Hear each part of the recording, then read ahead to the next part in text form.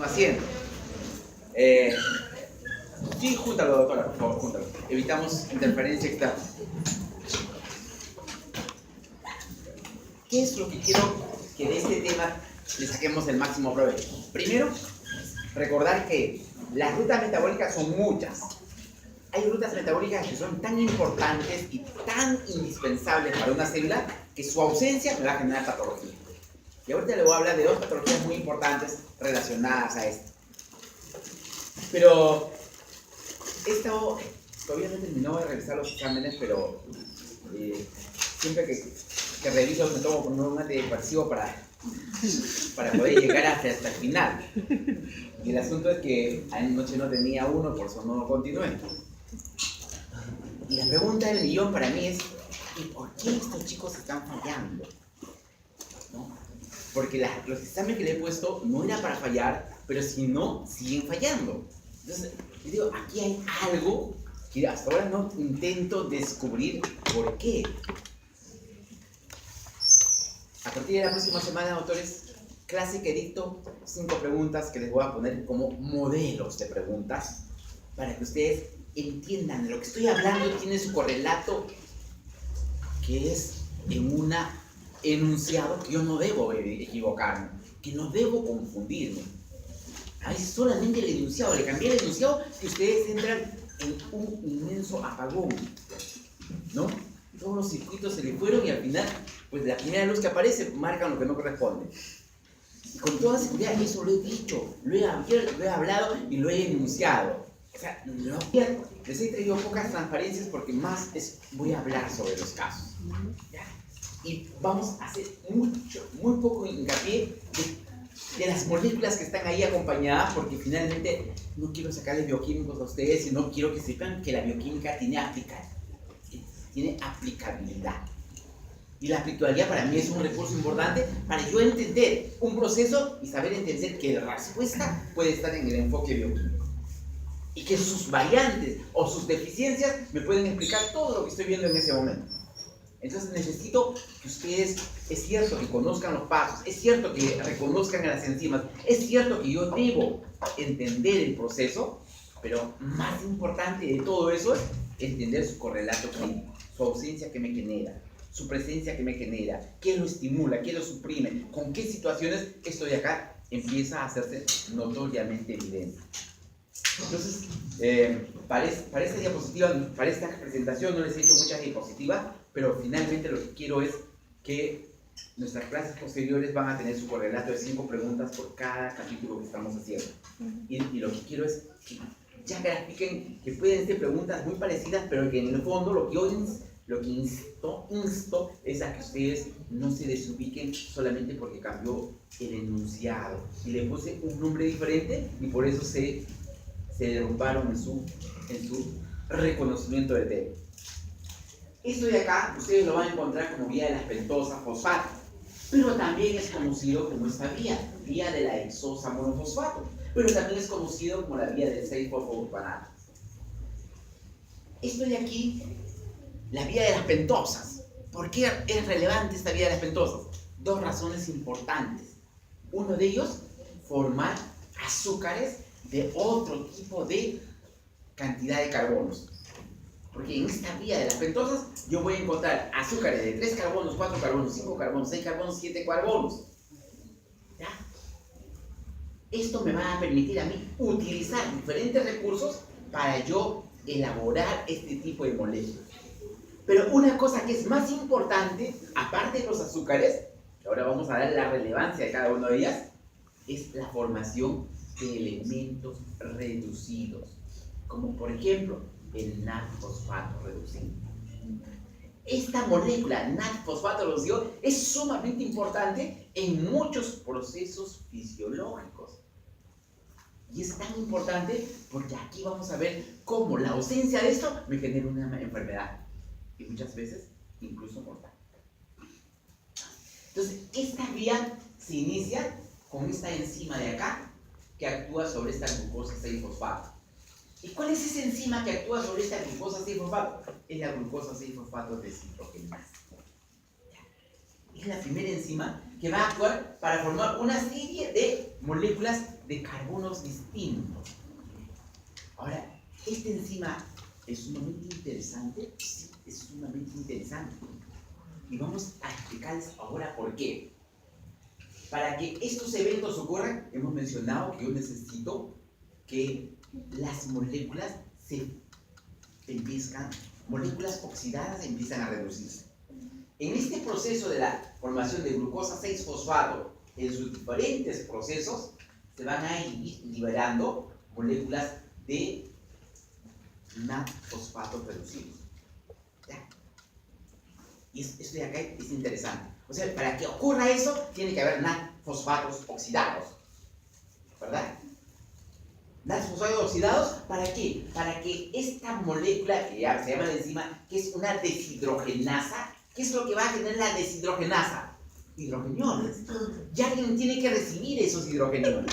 ¿Y quién tiene que recibir esos hidrogeniones? Es esta de acá, el NAD-fosfato oxidado. Y se va a reducir y va a formar los NAD-fosfatos reducidos. Si yo no tengo esta molécula, este proceso simplemente no funciona. Este proceso no va a dar más. Y aquí tiene justamente la relevancia. Estos NAD-fosfatos reducidos que se están formando en este ciclo de la pentosa tienen una relevancia. ¿Por qué? Porque este NAD-fosfato participa en muchos eventos.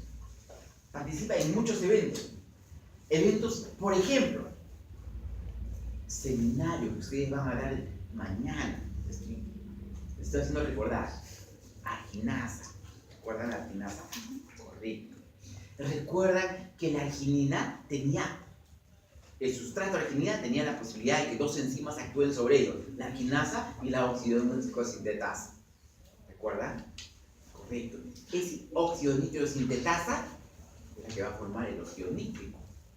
Pero para que este óxido nítrico sintetasa me forme óxido nítrico, necesito esto. NAD-fosfato reducido. Si no funciona. Y caramba, si me pongo a pensar y digo, en ese seminario que ustedes revisaron, tenía mucho que ver con la función del macrófago en relación a la evasión del macrófago en su mecanismo de destrucción del parásito, de los parásitos intracelulares. Y eso de ahí tiene que ver mucho con alteraciones en rutas metabólicas.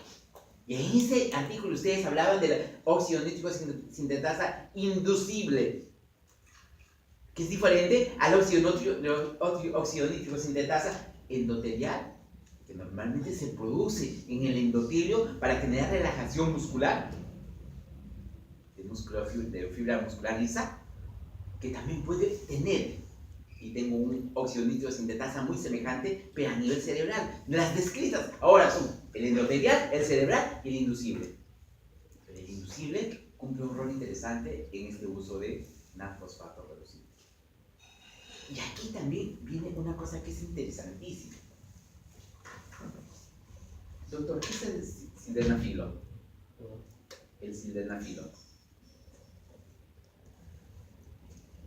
Si te dijera, ¿qué es la Viagra? Acabo de usarlo.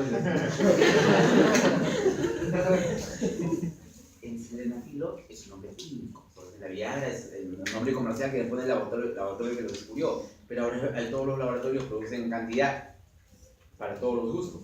El asunto es que también el sildenafilo, lo que hace es justamente utiliza una vía donde se suprime a una enzima que es la que finalmente reduce la capacidad de producción de óxido nítrico.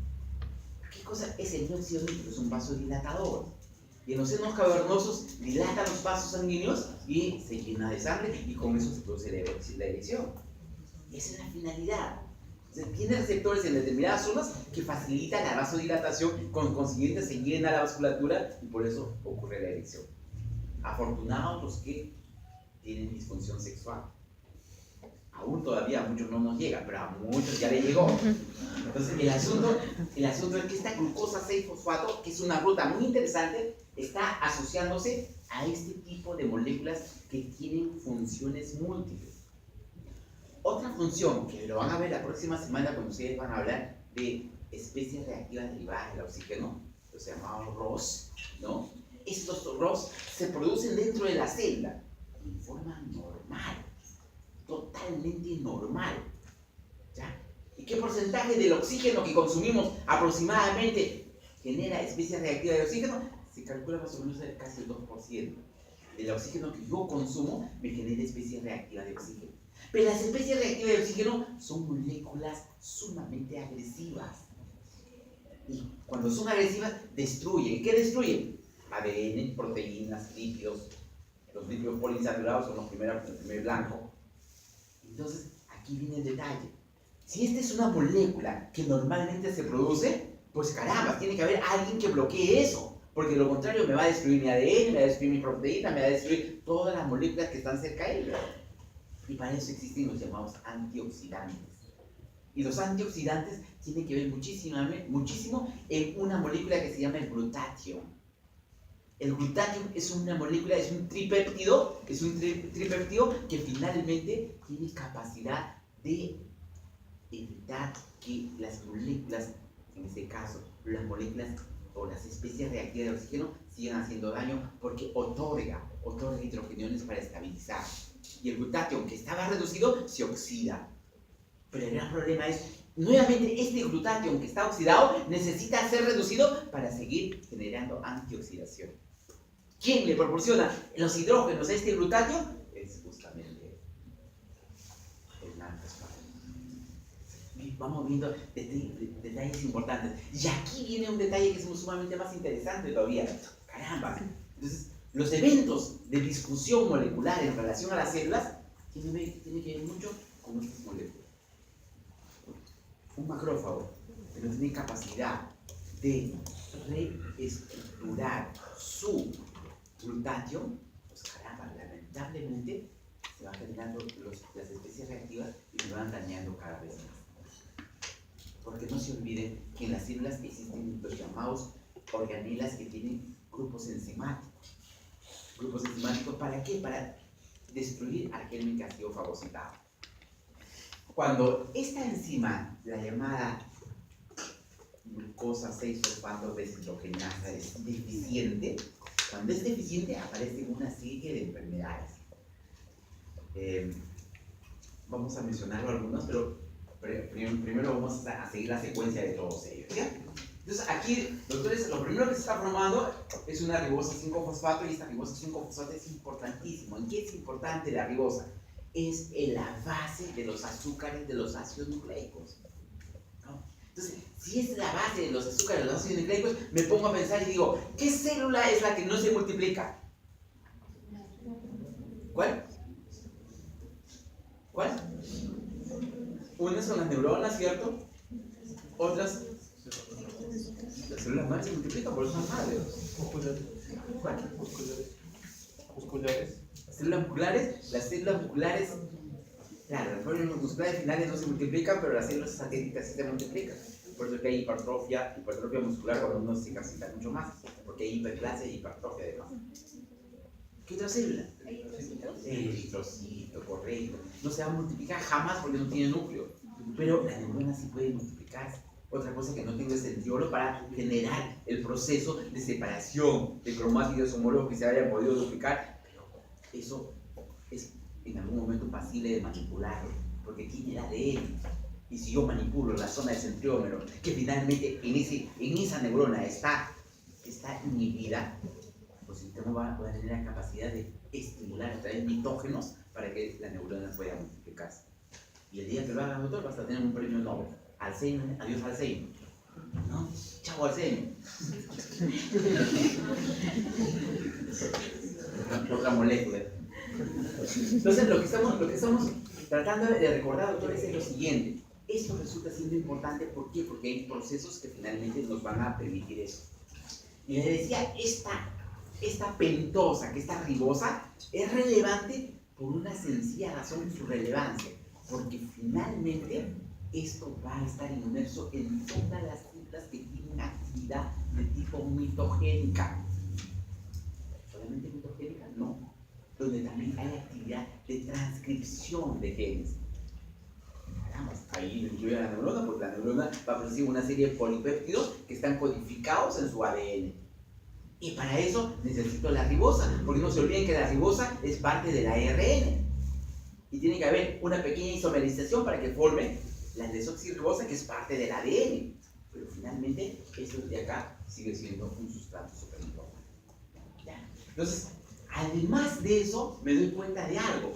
Se forman moléculas intermediarias, más o menos de 3 carbonos, 4 carbonos, 6 carbonos, 7 carbonos, pero además me forman productos intermediarios de algo que ya lo conocemos, ¿verdad?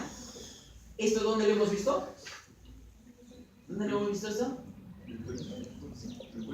En la glicólisis, correcto. La fructosa 6-fosfato es parte de la glicólisis. O sea, esta vía de la pentosa puede regenerarme algunos productos ¿de qué? De la vía de la glicólisis. Y eso es importante, ¿por qué? Porque puede utilizarse, sí, pero finalmente se puede reutilizar para otros productos diferentes. Entonces, ahí viene la importancia de esta vía de la glicólisis. Ahora, la pregunta que nos hacemos es, yo consumo glucosa, correcto, empieza a ser absorbido en mi célula empieza a fosforilarlo, correcto. De esa fosforilación, ¿qué porcentaje va a la vía de las pentosas y qué porcentaje va y continúa con la vía de la glicólisis? Calcula que más o menos el 20% de la glucosa ingerida va a la vía de las pentosas. Ya, más o menos es un aproximado de la cantidad de glucosa que está yendo a esa ruta. La pregunta es, ¿en algunas circunstancias puede incrementarse? Sí, se puede incrementar. Por ejemplo, en una célula que está en etapa de mitosis, en una célula que necesita duplicar su ADN, en una célula que finalmente se está proliferando mucho más de lo habitual. Mucha parte de la glucosa va a la actividad de las pentosas. ¿Por qué? Porque hay necesidad de formar más ribosas para este proceso de estructuración del ADN de la nueva célula que se está intentando desarrollar.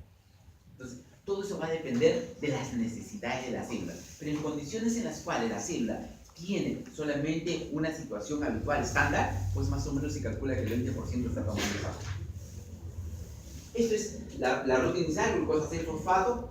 Esto es justamente, ¿por qué se le dice la vía del fosfogluconato? Porque finalmente esta es la molécula inicial para el proceso de generación de este tipo de moléculas de menor carbonaje. ¿Ya? Acá yo tengo 6 carbonos, acá tengo 6 carbonos, acá tengo los 6 carbonos, pero acá ustedes van observando que de aquí a aquí ya se va generando las nuevas moléculas reducidas. Aquí también se está generando una nueva molécula reducida. Esta es una enzima súper importante en el inicio de la cascada de reacciones, la glucosa 6-fosfato deshidrogenasa. Esta es una molécula que su situación me permite generar este tipo de actividad sumamente marcadamente importante. Hay un detalle, ustedes ven acá, esta flecha es bidireccional, en ambos casos es bidireccional, pero es fundamentalmente, va siempre esta flecha en favor de la formación de este sustrato. Y en algunos textos ustedes lo van a ver como esto si fueran reacciones irreversibles. Porque la tendencia es ir a formar estos productos. Eso es la tendencia. ¿Ya? Que puede haber una mera recomposición, pero es de manera muy pequeña, muy escasa. Y la mayor parte de los textos lo van a considerar como un proceso de formación de moléculas, pero de forma irreversible. Si nosotros seguimos esta secuencia de procesos, aquí vamos a ver que hay varias enzimas que necesitamos ¿sí? Empezar a reseñarnos. Por ejemplo, esta secuencia de hechos, aquí es importante recordar una cosita que es necesario puntualizar. Cuando yo hablo de esta enzima de la glucosa 6-fosfato deshidrogenasa, es una enzima que de todas maneras necesita ser favorecida en su acción por otros productos adicionales. Esto es una molécula que va a ser inhibida por los sustratos que se van formando.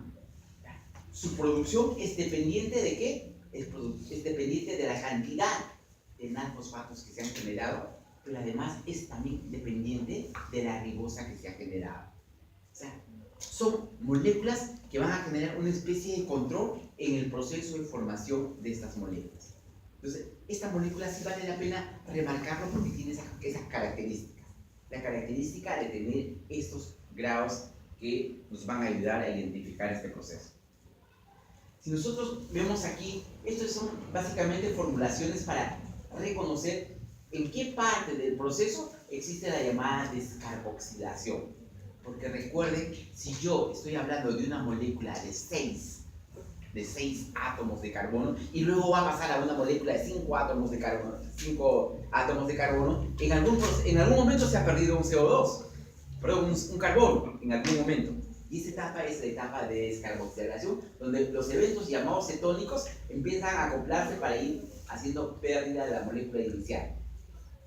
Si nosotros vemos en una gráfica, aquí vemos las enzimas que están involucradas en este proceso, ¿no? Las reacciones oxidativas y las no oxidativas. ¿Qué moléculas están participando enzimáticamente en este proceso? Glucosa 6-fosfato.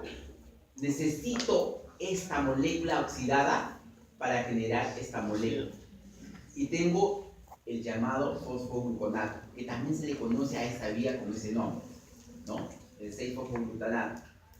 ¿Qué enzima es la que participa en esta? La deshidrogenasa de la glucosa 6-fosfato. Esta es la otra secuencia. Estas son las tres reacciones que inicialmente pasan en esta etapa que se llama fase oxidativa de la vía de las pentosas. Tengo tres reacciones y en estas tres etapas hay procesos de oxidación.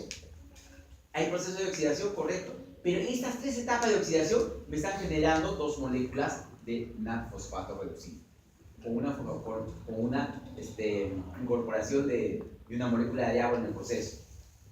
Aquí, en toda esta parte de acá, todos los eventos que están ocurriendo en este proceso son reacciones no oxidativas. El solo hecho de ser reacciones no oxidativas significa que no se van a formar elementos reductores. No hay elementos reductores. Cuando hablamos de la vía de la glicólisis empezamos a decir la glucosa se fosforilaba, glucosa 6-fosfato, llegaba a piruvato y estábamos hablando de una reacción ¿de qué tipo? Era oxidativa. Porque ustedes recuerdan, se formaban los llamados NAD reducidos. Se formaban esos dos NAD reducidos que se generaban al momento de continuar la parte oxidativa de las triosas, ¿no? Esa secuencia me generaba los NAD. Es una etapa donde yo necesito que haya moléculas aceptoras de hidrogeniones. ¿Para qué? Para que luego en la cadena transportadora de electrones estos sean incorporados en el proceso. Es lo que normalmente ocurre en todas las vías oxidativas. Siempre necesita de moléculas receptoras. Y esta de acá es una parte oxidativa donde sí necesita estas moléculas oxidadas para luego reducirse. Estas que me están haciendo hincapié ya son moléculas de reacción de no oxidación. Y simplemente hay cambios conformacionales en la estructura, pero no necesita de una molécula que me acepte protones para ser aceptor de estos y que luego establezca sus equivalentes a nivel de cadena respiratoria. Entonces acá tenemos todas estas secuencias relacionadas a esto. Es importante remarcar en esto que estos modelos relacionados a la formación de glucosa 6-fosfato y la formación de rugosa puede manejarse de diferentes formas. Fíjense, voy a hacer hincapié a lo que ocurre normalmente dentro del eritrocito. Y para que ustedes entiendan cuán importante es esta enzima que se encarga de iniciar la deshidrogenación de la glucosa 6-fosfato. El eritrocito no tiene mitocondria. Hemos dicho que su metabolismo es estrictamente anaerobio y que además necesita de la glucólisis. Y en la glucólisis se forman los llamados NAD reducidos. Pero esos NAD reducidos van a la circulación y van a formar sus equivalentes reductores en una célula que tenga mitocondria. Pero no en el mismo eritrocito que no tiene mitocondria. Pero acá viene una cosa que es interesante. En el eritrocito también se forman especies reactivas de oxígeno. Y las especies reactivas de oxígeno que se forman en el eritrocito necesitan sí o sí de que alguien le pueda generar a esa enzima llamada glutatión reductasa. A esa enzima necesita que alguien le ofrezca los hidrogeniones. ¿Sobre quién actúa el glutatión? A ver, el glutatión, le he dicho que es un tripéptido que finalmente está acompañada de ¿qué? De grupos hidrogeniones. Hay una enzima que se llama glutatión oxidasa, que lo que va a hacer va a oxidar ese glutatión, que lo va a transformar justamente en glutatio oxidado. Pero ese glutatión oxidado es inservible para el eritrocito. No le sirve. ¿Para qué? Para neutralizar las llamadas especies reactivas de oxígeno. No le sirve. ¿Qué necesita esa enzima? ¿Qué necesita este sustrato? Necesita de una glutatio deshidrogenasa. Pero, ¿quién es la que le va a aportar los hidrogeniones a ese glutatio? Es justamente, acá no figura, pero es el NAD-fosfato reducido. Ese NAD-fosfato reducido que se genera por la vía de la pentosa, esa es la que va a proporcionarle al eritrocito para que la glutato deshidrogenasa libere los hidrogeniones y nuevamente genere el glutatión reducido. Y el glutatión reducido es la que me va a permitir que la célula, en este caso, el hematíe, no se me altere. ¿Ya? No se me altere. Y aquí es donde inicialmente se genera esta primera descarboxilación. Tengo glucosa 6-fosfato, voy a generar ribosa y este proceso me va a generar descarboxilación. Hay varios pasos previos, se forma la ribulosa, después la ribosa, pero en el proceso se ha generado una molécula de CO2. Pero aquí, esto es la parte más importante de este proceso de la vía de la pentosa, la formación del NAD-fosfato reducido. Hay una enfermedad que se llama, no sé si acá en esta diapositiva le he puesto, pero hay una enfermedad que se llama justamente deficiencia de la enzima de la glucosa 6-fosfato deshidrogenasa. Y fíjense, doctores, que esta enfermedad asociada a esta enzima más o menos compromete a más de 400 millones de personas en el mundo. Así que lo vamos a ver, y muchas veces, con seguridad que muchas veces. El asunto es, ¿qué es lo que origina esto? ¿Qué es lo que genera esto en la persona que tiene esta deficiencia de la deshidrogenasa, en este caso de la glucosa 6-fosfato deshidrogenasa? Va a hacer de que, por un lado, muchas de sus estructuras de su membrana celular y de su citoplasma se vean afectadas. ¿Por qué? Porque los radicales libres se empiezan a dañar. ¿Por qué? Porque no hay la enzima que va a permitir, o en este caso reducir, al glutatión oxidado. ¿Qué características tienen estas personas? Hay un cuadro que se llama esferocitosis. Quiere decir que los glóbulos rojos pierden su capacidad de disco cóncavo y que cuando pasa por un capilar, ¿cuánto mide un capilar, doctor? ¿1 metro? 1 centímetro, más o menos 1 milímetro, 1 milímetro, grande, demasiado grande. Estamos hablando de micras, doctor. Estamos hablando de micras. Aproximadamente un capilar está con 6 micras, aproximadamente 6 a 8 micras. Y el glóbulo rojo mide algo parecido. Pero el glóbulo rojo pasa por ese espacio justamente utilizando la zona más reducida de su diámetro y pasa en fila india. Pero cuando tenemos esta deficiencia de la glucosa 6-fosfato deshidrogenasa, ese hematíe no tiene esa capacidad de adaptarse a este proceso. Y como no tiene capacidad de adaptarse a este proceso, el fagocito lo fagocita y lo destruye. Y hace justamente anemia por deficiencia de glucosa, de fosfato y deshidrogenasa. Y como les digo, hay más de 400 millones de personas en el mundo que lo sufren. Es como si estuviéramos hablando casi de toda Sudamérica,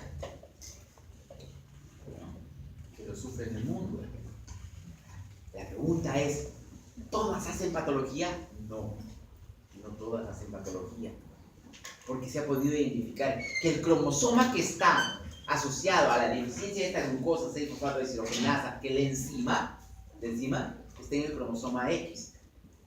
Está en el cromosoma X, pero se ha podido observar que hay más de 400 mutaciones de ese cromosoma, de ese gen que codifica eso, que finalmente está generando alteraciones. Es interesante. ¿Por qué no todos hacen clínica? ¿Por qué? Porque, como les decía, están ocurriendo lo que se llama mutaciones puntuales. ¿Cosa es una mutación puntual? Es que un aminoácido solamente cambió un aminoácido por otro. ¿Y por qué? Porque solamente cambió un nucleótido en su reconocimiento de tripletes en los colones del ADN. Entonces, eso hace que cambie por un aminoácido. Pero ese aminoácido, si no está en el sitio activo, no le hace nada a la molécula que se ha generado. Pero los aminoácidos que han sido alterados en el sitio activo del punto catalítico, eso sí me van a producir daño porque ya no va a tener actividad sobre la glucosa 6-fosfato. Entonces, fíjense la importancia y la relevancia que tiene esta enzima en relación a los procesos asociados a patología. Hay muchas patologías que pueden activar esto, ¿no? Dentro de esas muchas patologías que pueden activar, vamos a ir viendo algunas. Pero aquí, de repente, para remarcar el circuito de reacciones que generalmente aparecen en este proceso. Glucosa 6-fosfato, se formarán las pentosas. Esas pentosas siguen un ciclo, pero tienen capacidad de regenerar gliceraldehído, que es una molécula de la vía de la glicólisis, y esto obviamente me puede regenerar otro tipo de productos. ¿Puede llegar a formar piruvato? Claro que sí, del gliceraldehído se forman 2 ATP y sigue la secuencia. ¿Recuerdan ese proceso? Bien.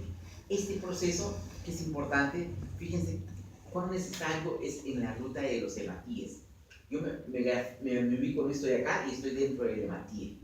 El hematíe tiene su glucosa 6-fosfato y puede seguir esta ruta que es la vía de la glicólisis, ¿no? Sigue esta ruta y al final llega a este piruvato y tiene sus 2 moléculas de ATP.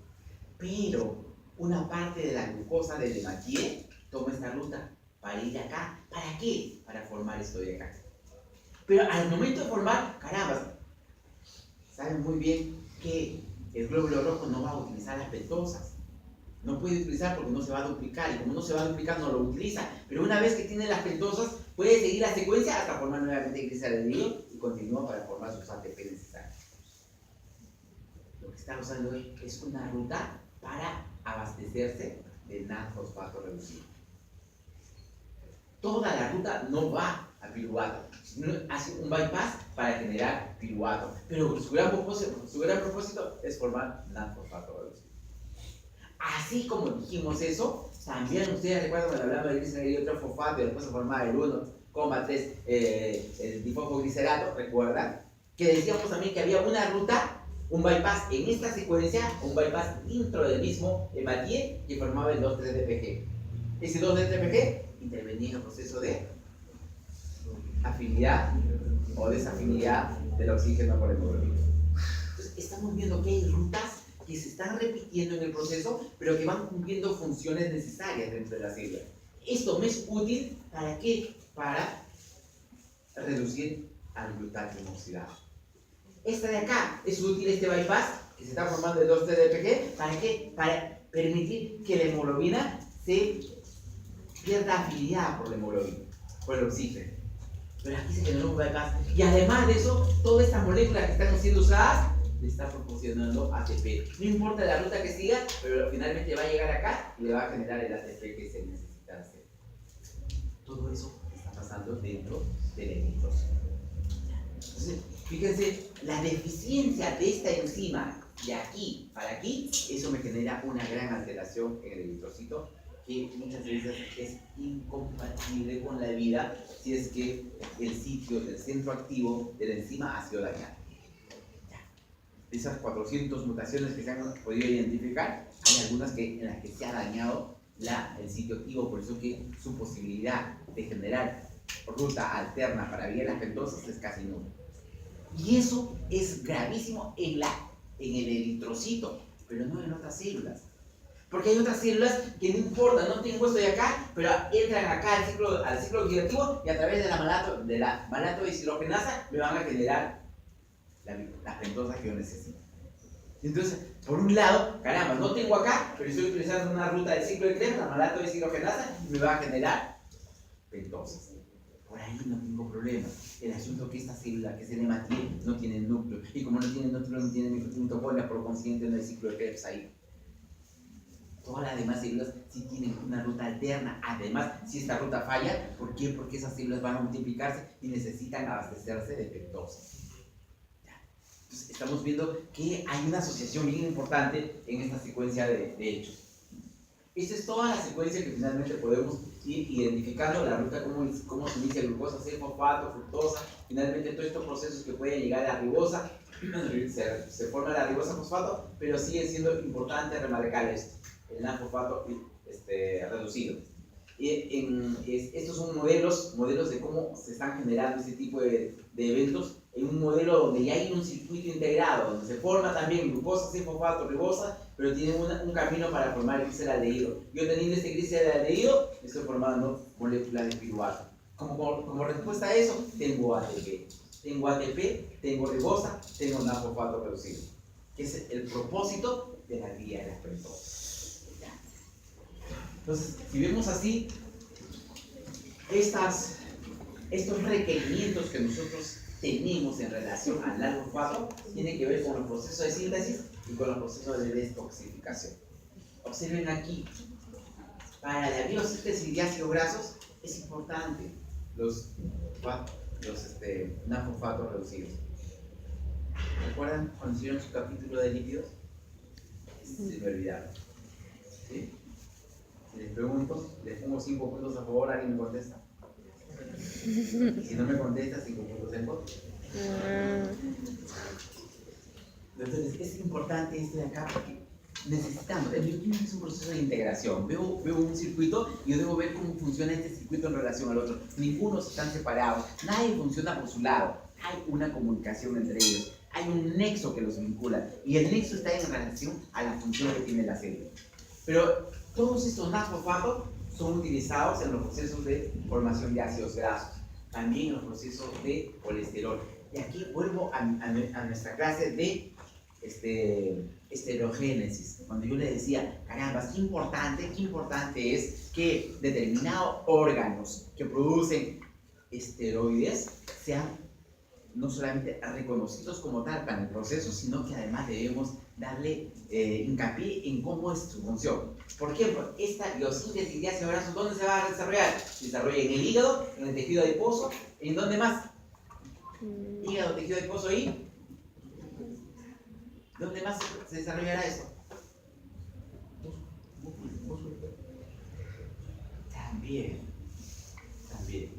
¿Ya? Porque el músculo más va a ser su consumo que su formación.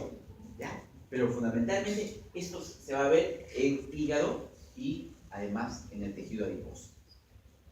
Cuando hablamos de biosíntesis de colesterol, inmediatamente yo debo recrear gónadas, testículos, ovarios y glándulas suprarrenales, que son los lugares donde yo voy a generar estos andrógenos o estrógenos. Y no nos olvidemos de algo que es importante, doctores, es de que cuando hablo de estos biosíntesis de colesterol, pues se están generando en todos esos sitios, pero también aquí el NAD resulta siendo relevante cuando hacemos el proceso de hidroxilación de la vitamina. ¿Qué vitamina? ¿Qué vitamina? Hidroxila el hígado, después hidroxila el riñón. ¿Cuál? La vitamina D. Vitamina D y el gocalciferol, ¿no? La primera hidroxilación es la 25 hidrocolecalciferol. Y la segunda hidroxilación es la 1,25 de hidrocolecalciferol. Es una vitamina D activa. Pero para que eso ocurra, también necesito la participación del NAD-fosfato reducido. En los procesos de detoxificación resulta sumamente interesante, doctores. ¿Por qué hablamos del citocromo P450? ¿Por qué le pusieron el citocromo P450? Porque son 450. ¿Por qué?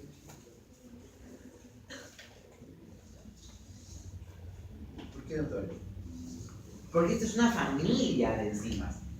Es una familia de enzimas, pero ¿serán 450 enzimas? No. Estas enzimas se le reconocen por como citocromo P450, doctores, porque son proteínas que tienen su máxima capacidad de absorbancia a una longitud de onda de 450. Y si ustedes lo están haciendo en el laboratorio, absorbante para muchas cosas, estas proteínas absorben la longitud de onda en mejores condiciones a una longitud de onda de 450. Y por eso a este grupo de proteínas se le llama proteínas citocromo P450. Y son muchas las proteínas, efectivamente. ¿Están dónde? Están dentro de la mitocondria. También están dónde? A nivel del citosol, en las membranas relacionadas al retículo endoplásico. Entonces, tenemos un grupo muy importante de enzimas que tiene que ver mucho con este proceso de detoxificación. Todo lo que consumimos al final necesita ser metabolizado. Y eso que estamos metabolizando necesita ser eliminado. Mientras nosotros metabolizamos y eliminamos, probablemente nuestros riesgos sean menores. En el momento que empezamos a fallar en este proceso de detoxificación, ahí los problemas se van haciendo cada vez más gravitatorios para la persona que tenga este tipo de dolencia. Entonces, estamos frente a un grupo de enzimas sumamente importantes que también hacen uso de esta molécula, que es el NAD-fosfato reducido. Entonces, la vía de las pentosas tiene relevancia importante, claro que sí, y esa relevancia es la que hay que darle en relación a las funciones que se está desarrollando. ¿Ya? Y si nosotros empezamos a hacer toda una serie de buscar la descripción de cada una de ellas y cómo están funcionando, vamos a tener un abanico de posibilidades muy grandes que finalmente van a llevarnos a una determinada precisión para identificar y decir, caramba, mira, estas enzimas funcionan de esta forma en relación al lugar donde se encuentran dentro de la célula. Estos son las vías pentosas que nos van que se van a activar en determinados tejidos. En la glándula adrenal decíamos que la síntesis de esteroides es importante en el hígado, los ácidos grasos y la síntesis de colesterol. En los testes igual, la síntesis de esteroides, el tejido adiposo igual, los ovarios también síntesis, la glándula mamaria, esto es importante, doctor. A los dos que hemos mencionado en relación al hígado y al adipocito, también la glándula mamaria es importantísima en la síntesis de ácidos grasos. Es un órgano sumamente importante para el proceso, pero ese proceso no sería posible si no tengo el NAD-fosfato reducido.